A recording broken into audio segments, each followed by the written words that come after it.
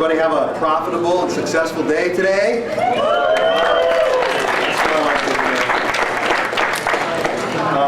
I'd like to take just a moment and acknowledge Nick and thank him for all the hard work that he and his crew have done.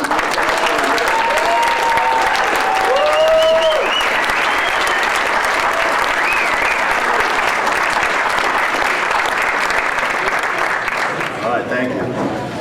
The theme of this discussion panel is Progress Through Recession. And it's a title which is intended to allow us to talk about pretty much anything we want to. Our format will be very informal. Each of our panelists will make a short opening statement, and then we're going to open the floor to questions. There are mobile wireless mics. Can the people with the mobile wireless mics stand up and let us know where you are? One of them has a contemporary lamp-looking t-shirt on back there, and Jennifer has the other one. So, there are mobile wireless mics. Please raise your hand if you wish to speak, and a mic will be brought to you. That way we can all hear your question. You can address your question to a specific panelist or to all of us, and then we'll do our level best to provide you with the best possible response. Our goal here is a conversation that we can all learn from. Please be patient. There will likely be several people at any given time that want the mic. We'll try to make sure that everybody who wants to speak will have a chance. I'd like to acknowledge that there are likely a few people in the room that might feel that they're more qualified to sit up here on the panel than any of us are. To you, I humbly concede the point. I only ask that instead of dwelling on the makeup of the panel, that we focus on the issues that affect us as an industry. And let's remember that we're all on the same team here. If you have something to say, we want you to say it. It doesn't matter where in this room you're sitting. Finally, I'm going to limit this discussion to the time that's allotted to us, because I know you're all dying to see Slinger's movie, so will I. So without any further ado, I'm going to begin the opening statements. I'm going to let the panel members introduce themselves right before they give their talk. So instead of me introducing them, they can introduce themselves. I'm Robert Mickelson, and I'll go first. Sometime in the not-too-distant future, when we all look back on this time of our lives, the state of the art in 2011, we will very likely see it as a crossroads, as a turning point. We will recognize that the individual decisions that we made in 2011 regarding the direction of our careers were far more significant than we could ever see from our current perspective. I'm referring to the decisions that we all face every single day. What are our work ethics and values? What will we choose to make or not make? How will we choose to market our work? What persons and products will we allow ourselves to be associated with? What compromises are we willing to accept in order to be successful? How can we become better artists, better businessmen, better citizens, and better human beings? The decisions we make have repercussions beyond anything we can imagine in the long haul, so we better make them good ones. It's my hope that this panel discussion will encourage and facilitate a long-term conversation within this community that might shed some light on these issues, help us all to better understand the bigger picture so we can make our decisions in a way that ensures not just a successful day today, but a brighter future tomorrow. Start down at the end there, London? Sure. I view the glass pipe movement as an important and dynamic part of the evolving glass art world. I've always been positively impressed by the ingenuity and spirit expressed by the movement as a whole, and there are individual artists who stand out as truly talented designers and craftspeople. As the movement has grown and developed, it has come to a point of greater self-awareness and a recognition of the realities that lie ahead. It is no longer a movement in its infancy, but perhaps more like an adolescent, looking to find its way in a larger world. Questions of legitimacy, recognition, and even legality are more pressing now than ever before. Some of these questions can be resolved by pipe makers working together or with people outside their field in practical ways. Other questions are more difficult and can only be answered by each individual. To find satisfaction, respect, and acceptance in the greater art world, pipe makers will have to ask themselves the same kinds of questions that all artists ask, to evaluate their own accomplishments with the same kind of critical eye and sophistication that is required of professionals in any field. This is something that can be learned. One must be willing to earn a position in their field through work and over time, and to educate oneself outside of customary comfort zones. And I think that's what a lot of you guys are doing, and ladies. And I just want to add one thing in terms of things that people can work on together. I've become aware of some safety issues in studios, and I know there's a lot of different topics for us to talk about tonight. But one thing I think would be really valuable is for people to consider coming up with some best practices, guidelines for studio safety. You know, where I saw a studio this summer, which is what makes me mindful of this, where there were some, there were like 5 oxygen doers bungee together with another 5 100-pound propane tanks in a relatively small studio space. And I saw that, I thought, I don't care how good a glass blower that guy is, I don't want him in a shop next to mine. So that's one kind of issue I think that can be addressed, not necessarily solved tonight, but something that people can work together to come up with some recommendations and get on the same page about. Thank you.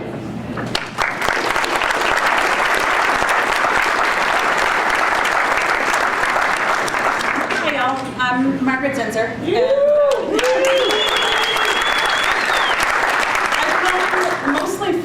I'm a soft glass bead lady, and have been kind of at the edges of the pipe making industry only because so many of my friends have been in the trenches of the bead world up until the last few years. And you know, like so many, I'm following the inspiration and the motivation over here. But I suppose my role on this panel is hopefully to be an advocate for helping to take and pave a better path. I'm very much involved in the glass community in Tucson. I run the board of directors at Sonoran Glass Art Academy, and I'm on it as a director at Beads of Courage, and we do arts and medicine programming for kids with serious illness. And I see in the pipe making industry a massive need for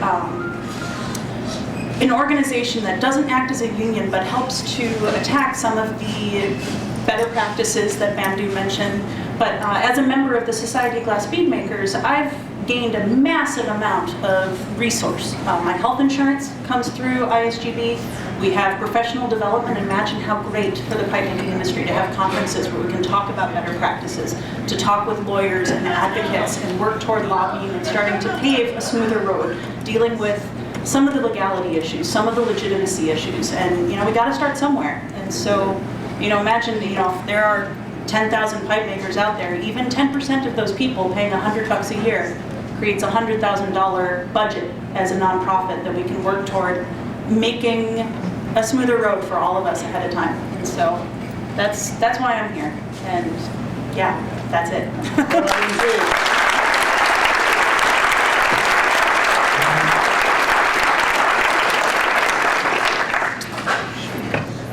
Hi, my name is Snick. Been blowing glass for 15 years from Philadelphia.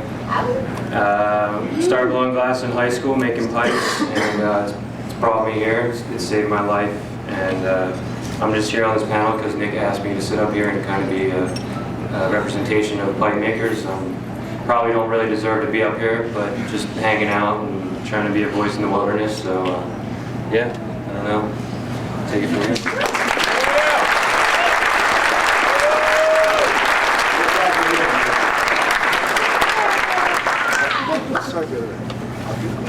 Oh man. I'm Will.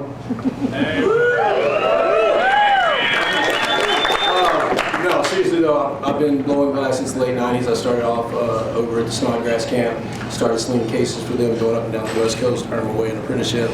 My wife and I had the blessings to start Flow magazine back in early, was it 2002? Yep. Proud to say that we actually paid for the first issue by trading some cases of some highly functional production. That's a real story, and for the first 5 years of the Flow, it continued to get paid for by making pipes, and when it needs a little money, it continues to get paid for by making pipes. You know?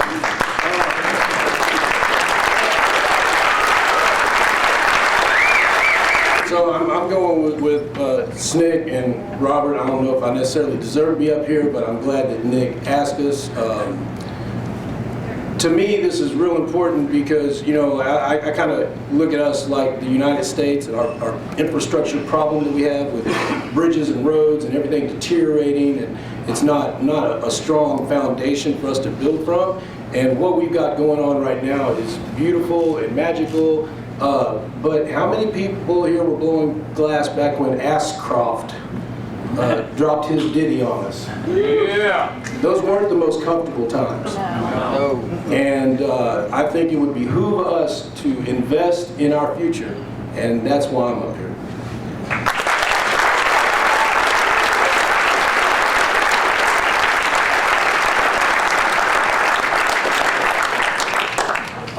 My name is Sean, aka Blade. I've been around the scene maybe 10, 12 years. Again, not as long as some of these guys, but long enough to, remember looking at Headies.com, when there were maybe under 100 guys. And right now I look at this room and this show and this industry, and I'm going to say there's probably 10,000 pipe makers out there, and I'm going to say, 5,000 to 8,000 of those are of the caliber of those guys at Headies.com, and the growth we've seen is unbelievable. I think the momentum that the current lampworking industry is seeing because of the pipe guys is probably the biggest thing. And we can't see it now, but in 10 years, looking back, this might be the biggest movement in lampworking, and I would put my money on that. So with that, here we are, and being at Glasscraft, when I bring people in, I show them the first 20 North Star colors, and I say, 20 years ago, this was the color palette. Then I show them the wall of 450 colors, and I think we can really attribute that to the functional lampworking scene, for sure.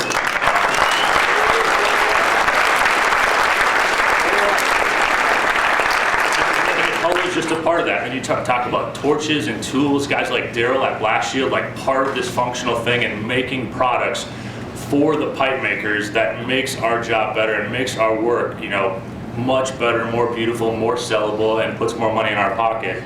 It's a big thing. And as all of these guys have already stated, I think now we're at a point to where, okay, it's big, the technical skills are there, now what's really the next step? And again, as these guys have said, I think this discussion tonight will be touching on the professionalism, the business aspects, marketing, taking pictures of your work, really making this an easier industry for us to work within, but also to present to other people. This movie tonight, it's an amazing piece of work, and it's so professional and so organized. Like, I can't wait to show it to everyone who's not a glassblower and really show them, not only our struggles, but what we're capable of and what we're really doing. So, yeah, that's all I got.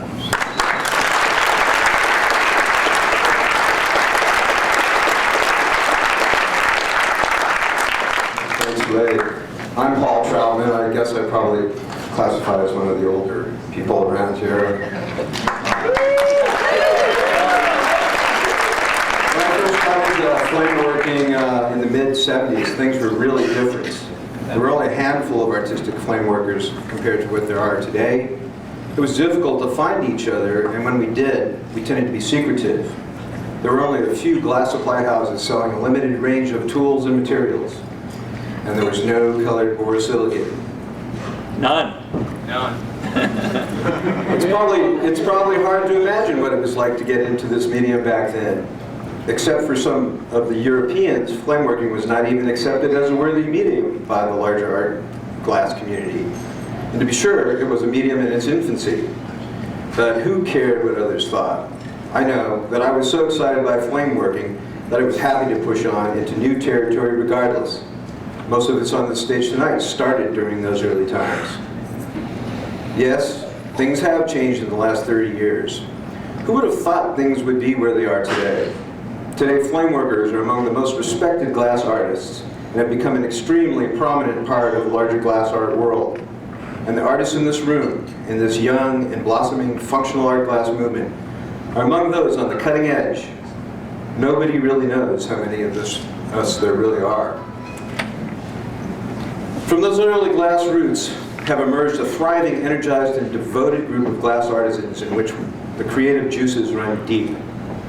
Now there are hundreds of teachers, classes, gatherings, collaborative projects, shows, and flame-offs, networking and information sharing like never before. It's really come alive. The economic impact of our movement is amazing as well. My first year selling colored boro in the mid-1980s, I grossed about $8,000 that year. Today, the colored Boro industry, along with the functional art glass movement and all the suppliers, is contributing tens of millions of dollars to the economy and provides directly and indirectly thousands of jobs right here in America. And these people, you people, are doing this largely because you love it. It's not just a job, it's a way of life. It gives meaning, it gives community. So, I'm very happy to be here at this celebration, this examination of the movement. However, I would like to sound one note of caution that we do not take our current flourishing status for granted. There are forces out there that could slow this movement down. Politics, the environment, the unsteady world economy. Every piece of glass you touch, every tool is dependent upon a complex and intertwined world that plays well together. Every dollar you make comes in the context of a larger political and economic reality. So anything we can do to strengthen our position by pooling resources and band together as a group would be wise at this moment in history. We should make certain that our voices are heard when important decisions are being made. We should protect our rights and ensure our future ability to feed our families and ourselves and our friends. I've witnessed the evolution of this glass movement, and I'm proud to have made my contribution to its success. I look forward to seeing where this will lead in 10 or 20 years down the road. So, keep those creative juices flowing. We're going to open up the floor to some questions now.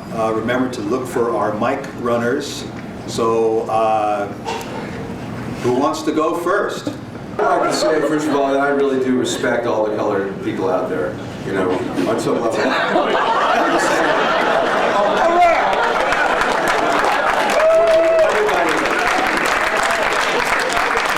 Everybody has contributed. You know, yes, it's true, I did. I was the first one, but, and it was because I loved color. There was no market for color at the time, and I just had a good time, and was interested in glass, and I have a technical side and an artistic side, and glass is a perfect blending between the two. So I just went down that road, and I wasn't being successful as a flame worker, selling, you know, what I was making, you know, hummingbird feeders and you know, salt, pepper shakers, and that sort of thing. So that's where the money started coming. So that's why I got into that to begin with. So I don't know if that answers your question.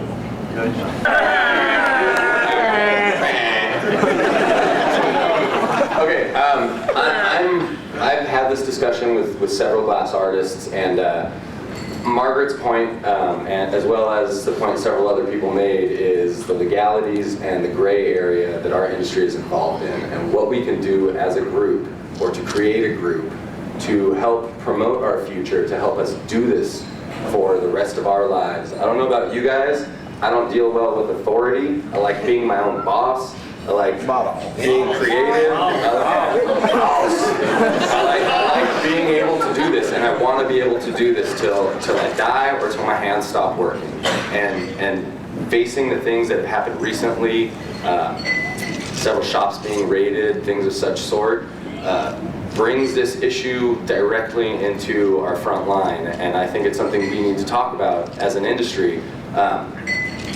This question may be more for our audience than our panel, but Margaret's numerical equation of 10,000 of us at $100 a year would be $100,000 to 1,000 of us at $100 a year, $100,000 that we can put towards attorneys and lobbyists. And out of this crowd, who of you would donate or provide that $100 is the question I'm asking.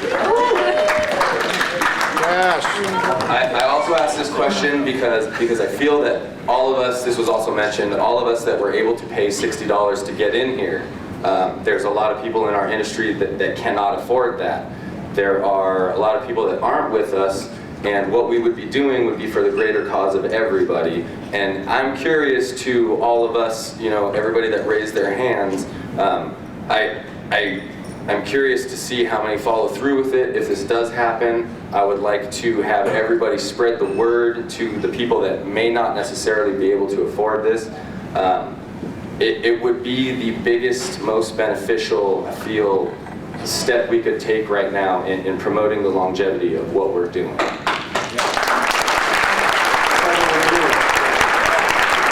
To give you an idea of how powerful, a small amount of money can be, at Sonoran Glass, we're a tiny little arts academy. We run now on around $400,000 a year, and with that $400,000, we're employing 9 people, 4 of whom are full-time and have health insurance for their families. We're federally funded, we're teaching kids, we're working as an advocate for arts in Southern Arizona, an advocate for arts for glass arts along the country. And so imagine how much momentum we would gain by organizing, and providing an income base that allows us to apply for. How many of you actually have health insurance as pipe makers? And how many of you, if you had easy access to it through a professional organization, would actually end up with health insurance? A lot more than hands went up early. And so, that's what I'd love to push for, and I think that's, what Ben is pushing for also, and I think it's a good thing. It's paving a smoother road for us. Yeah, okay. I'd like to talk about this. Well, I still beat the streets. I still carry cases. I talk to a lot of shop owners, don't I? Gentlemen, come on, Joe, Ernie, Mike. How many people in here are from the retail side of it? How many people in here are shop owners? Okay. First of all, thank y'all for coming out, because without you here,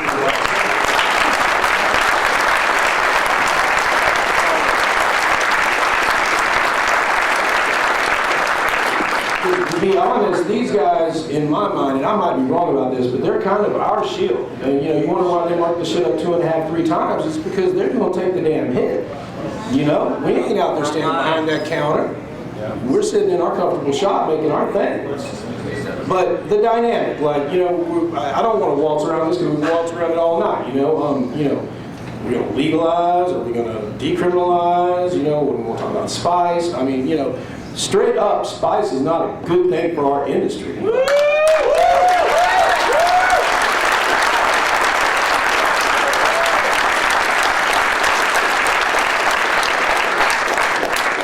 But I would like to follow that up. The reason it's not a good thing, besides the fact that I've smoked it, well, that shit sucks.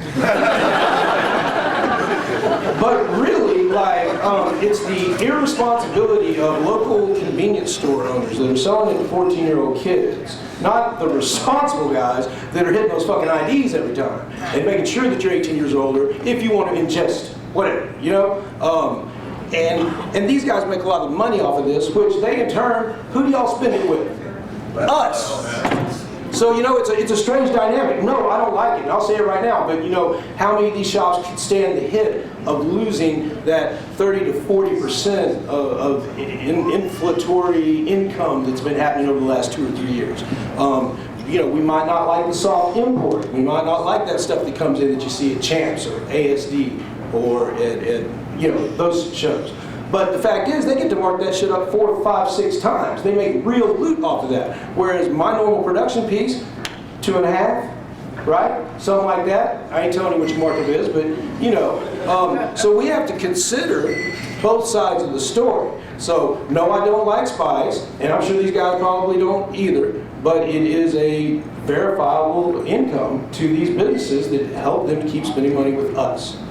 So how do we approach it? David Daly. Sorry, Robert. Hi. Bertoni, right? Yeah.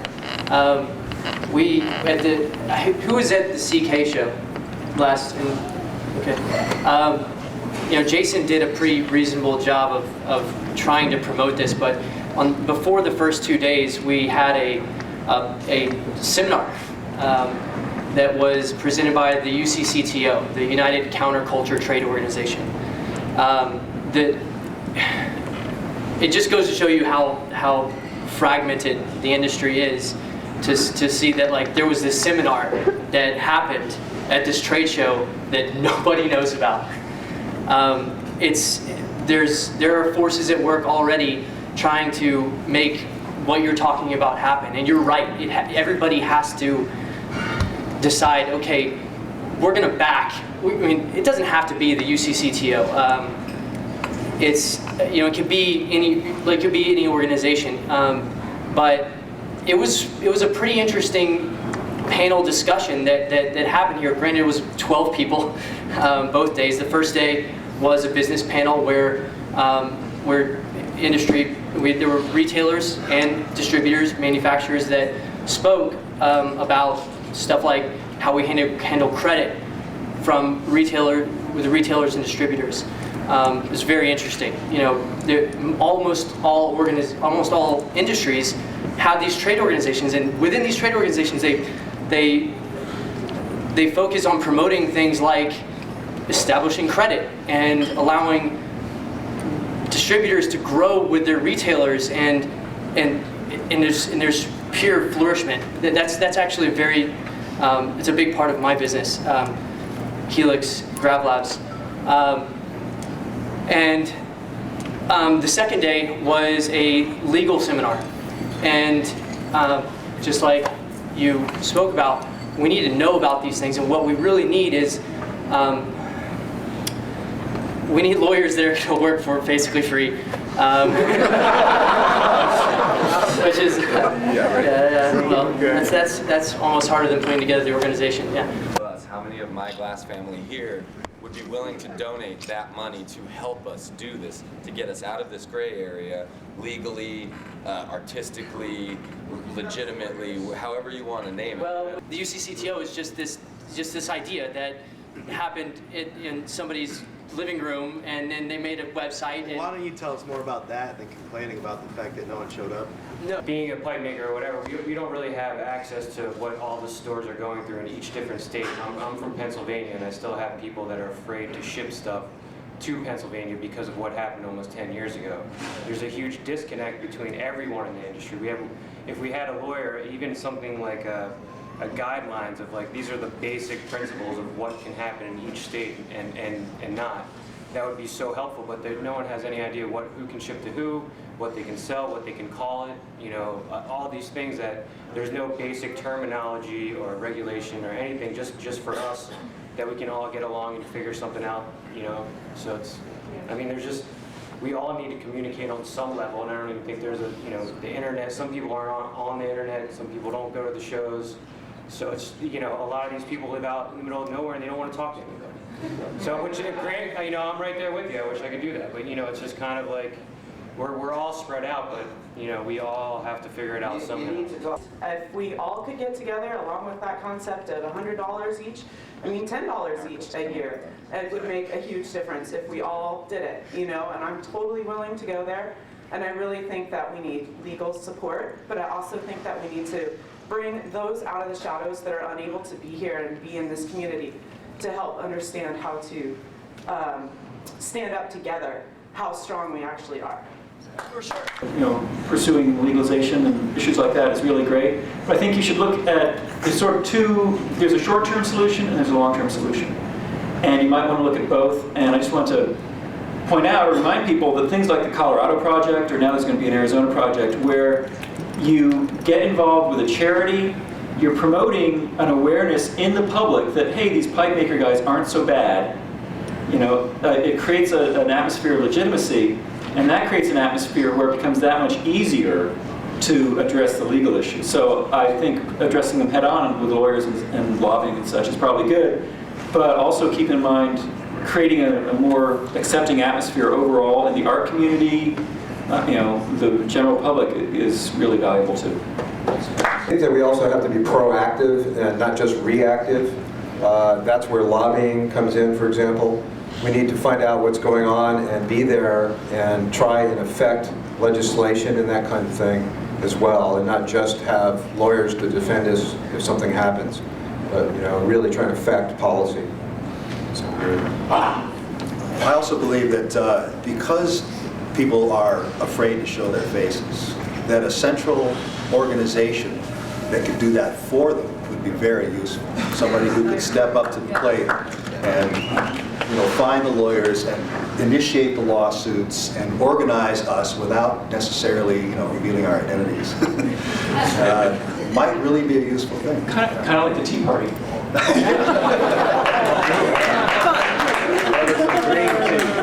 Kind of this need for a central group to, I mean, this Florida thing, man, I mean, I talked to a lot of glassblowers. This is the first time I've heard of this, you know? So I think this kind of this central group that's kind of promoting what's happening, but also providing information and resources and all of that. You know, and when we talk about 1,000 glassblowers giving $10 or $100, you know, we're not even thinking about the distributors, Glasscraft, ABR, Mountain Glass, North Star, Troutman. I mean, we would be willing to invest a lot more than $100 in the sustainability and the long-term growth of this community.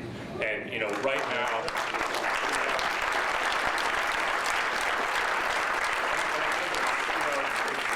having that organization, because without that organization, you know, we're not going to put any money anywhere, but if we have an organization with a structured outline and a plan, you know, me as a lamp worker, I'll put $100 towards that, but I guarantee you I can talk to Dave or Abe or Paul, and, you know, some much larger money will come towards that.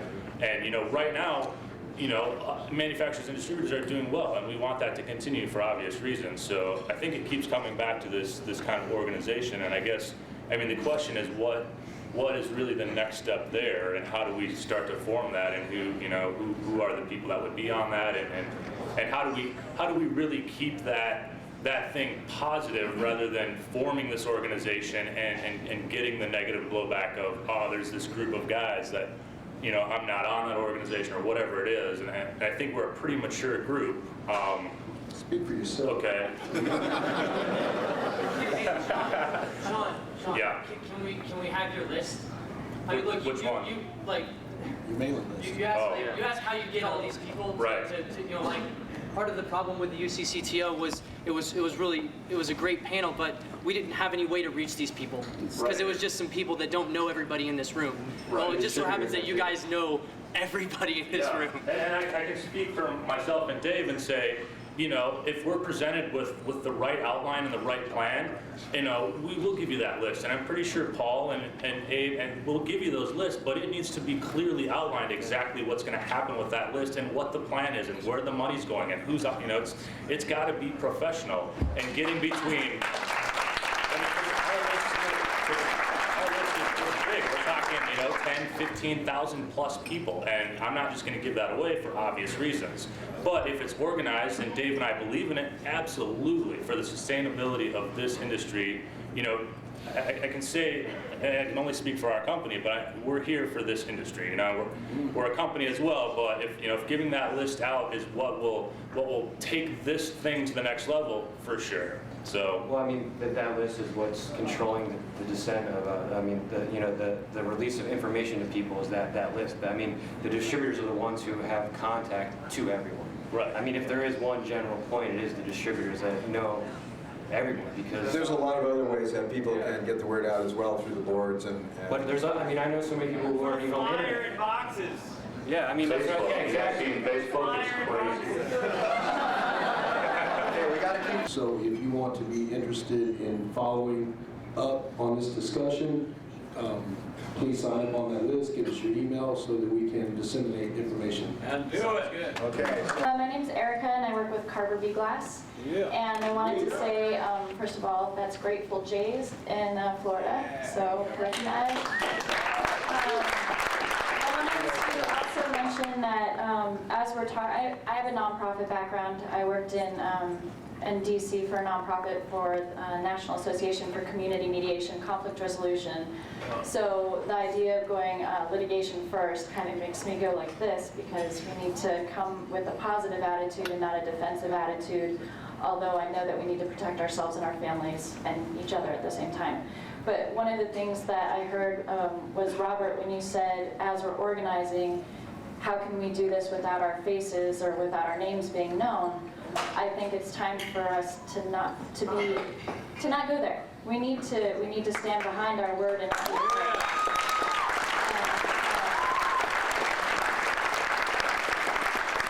and so that's basically what I want to bring forward, is let's not go into this with fear. Let's go into this with the positive knowledge of we are not making bad things. Don't listen to that. we're coming with a really positive message and product and something that can flourish us, our economy, our country, globally. We have people calling us from overseas that are asking for our work, and again, I have no idea how to ship it to them, if we're safe, how that works. So I do think organizing is a good idea. I do think we need to go at it in a positive and not fearful way and be ready to stand up with our names. And although we're Carver B, we're Andrew Brown and Erica Hartwig Brown. Those are our real names.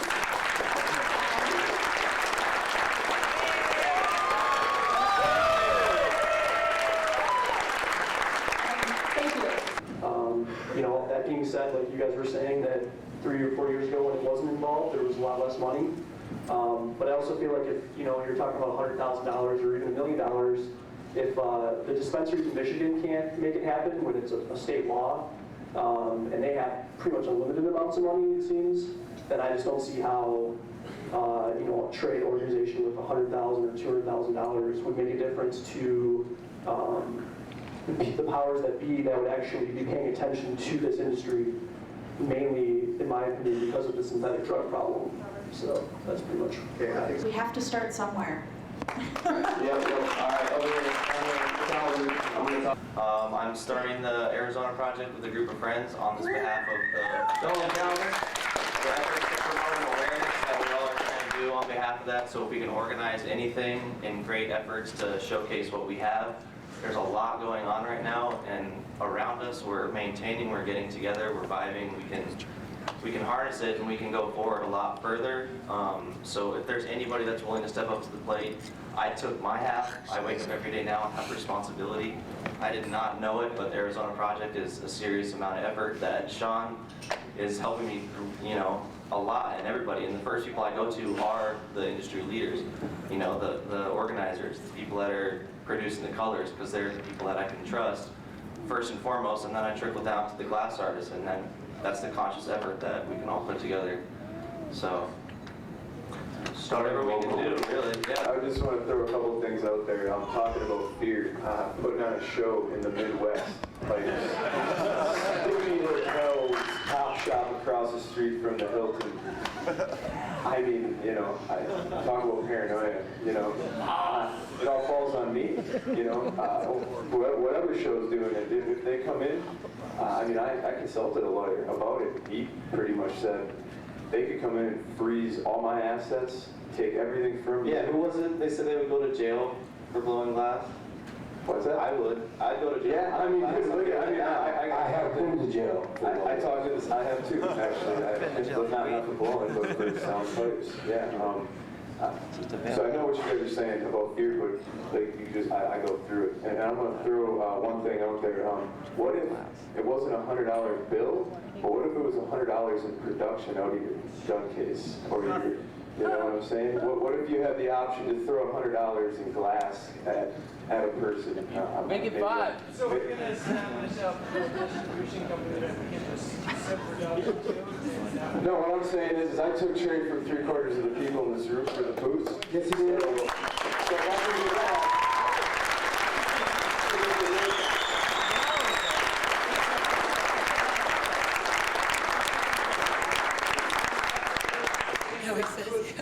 I'm throwing myself under the bus right now and saying that I'm more than willing to do it. This is a manifestation that I've had, and this is obviously a reality now because we're all in this room together. And so what I'm saying is, if you had the opportunity to trade that, how much would you be willing to give if it was your love and not money? Because it seems like greenbacks is kind of like the evil thing. We don't do this all just for money. We do it because we do what we do for love. Right?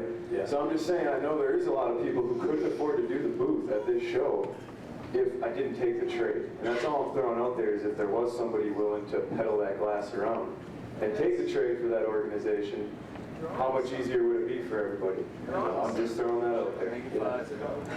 A lot of this stuff we've actually started bringing out to you guys in our first edition. I hope y'all liked it. We'll have a lot coming for y'all in the future. And I wanted to touch on a lot of this because at dinner last night, I was the only one that had health insurance at a table of 12. That's not good odds. 12 people that most of them do a way more dangerous job than I do. All I do is shuffle papers and talk to people. They're slinging glass that can burn them at any minute in severe ways. I just think that these thoughts and these people coming together like this is really what we do need. And our magazine's definitely supporting this. The UCCTO's ad was definitely a donated ad. And we want to reach out to the people in these organizations and know that we are also there to support.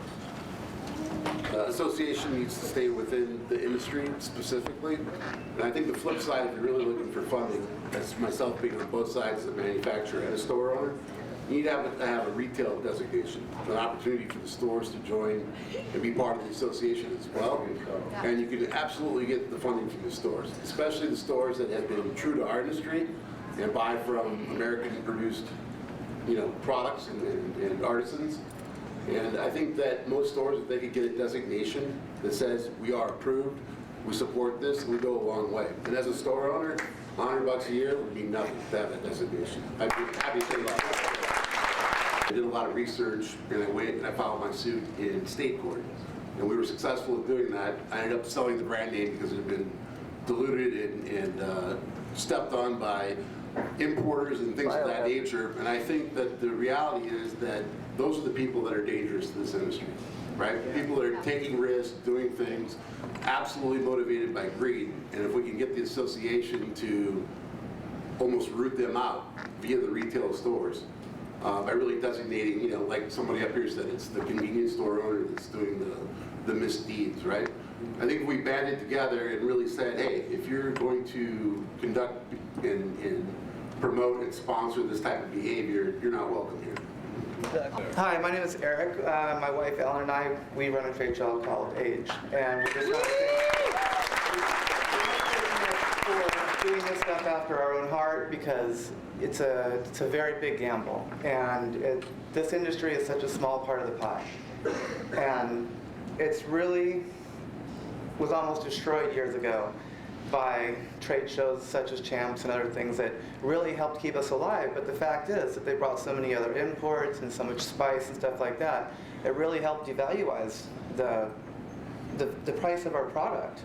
And unfortunately, with the influx of all the stuff that was coming in from China, it almost killed us. And the fact that we band together 4 or 5 years ago, 6 years ago now, to start our show and unite and step aside from the staple show in the industry, it was huge. And the fact is, because of things like that happen, that this movement is inevitable. It's never going to stop as long as the government gives us the ability. My wife and I, like we're talking about the stuff that's going on here, we were trying to come up with concepts and things to bring it out to the general public. And kind of like the things that were talked about here, we came along the suggestions of, a documentary, because this is such a big business. It's much more than hundreds of millions of dollars. It's in the billion-dollar range. And we're not talking from the green part of the industry and things like that. We're talking from the artistic part of the industry. And such as this film and things like that are very important. But if we could get a film out there that showed these are American families, this is the next GM of America, this is just in the forefront of things that are just starting to be, if it's possible. In each state, it only takes about 250,000 signatures for this law to be changed. This Paraphernalia Act is a joke. And the fact is, if we all band together and we're not afraid to let a documentary be made and people to come in and say, hey, this is not only for this use. There is now a huge artistic part of pipe making that it doesn't have to be functional art. It can be anything. And these guys have fucking ability to do whatever their mind sets. The new things that are coming out with the guys that are here blow me away every day. And I've been in awe since I was a little kid at just simple things of stuff like Jerome Baker was making 15, 20 years ago. But thank God, that the industry didn't give up when all the pipe dreams and all this stuff was going on, and the head shops and everything still kept supporting us.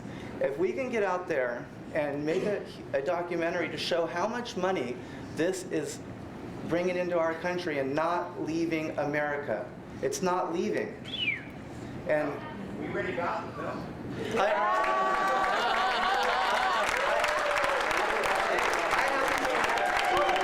this is what's so important, is just the fact that people step up and say, you know what, I'm no longer going to be afraid. We're going to make this. We're going to get it out to as many film festivals as possible. We're going to get it out to people that make large-scale films, Michael Moore, whoever it could be. It doesn't matter, but it needs to be put out there in the light that it really is, you know. And unfortunately, it comes back to, oh, we're just pipe makers. It's bullshit. We're not just pipe makers. We're American families. And that's what needs to be stressed most, is that this law that was enacted a long time ago is bullshit. And when people realize that, hey, I can be put in jail, or this person, my next door neighbor, can be put in jail for being an artist, once again, is bullshit. And that's what really has to be put out there, is that this is feeding American families, just like we've talked about, and the nonsense that's going on, it's about time to just be over. And that's what has to be stressed, and that's what has to be pointed out in everything that's made, is that these are American families that's staying in this country, because we're losing so much money being shipped out everywhere else but here. And this industry is here to stay as long as we can band together.